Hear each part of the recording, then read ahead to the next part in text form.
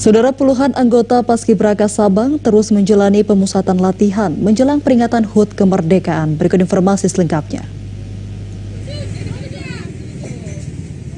Menjelang peringatan Hari Kemerdekaan, sebanyak 30 peserta Paskibraka di Kota Sabang terus menjalani pemusatan latihan.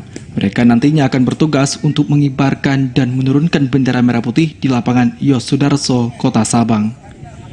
Ketua Tim Pelatih Paskibraka Sabang, Pelda Wahyudi, mengatakan peserta Paskibraka tingkat Kota Sabang saat ini terus menjalani latihan fisik, mental, teknik, dan formasi yang akan digunakan saat pelaksanaan upacara HUT ke-77 Republik Indonesia. Sekarang ini berpengaruh dengan situasi cuaca, dengan panas, hujan, itu mempengaruhi kondisi fisik. Jadi kita utamakan selesai kegiatan mereka agar tetap mengikuti perintah pelatih, yaitu menjaga kondisi.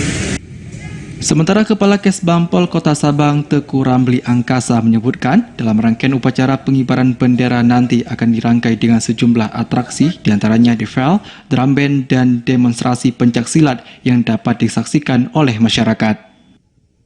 Sebelum pengibaran bendera Sang Saka Merah Putih, ada defile dari drum band dan pencak silat dan dua mata acara lainnya yang sedang kita persiapkan, sehingga masyarakat dapat menyaksikan sebelum pengibaran bendera. Jadi kita isi waktu itu dengan baik, sehingga bisa menarik minat masyarakat untuk bersama-sama memeriahkan HUT RI yang ke-77.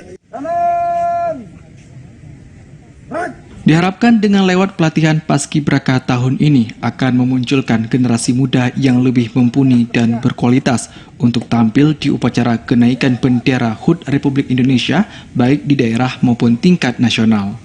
Dari Sabang, Mahfud, TVRI Aceh melaporkan.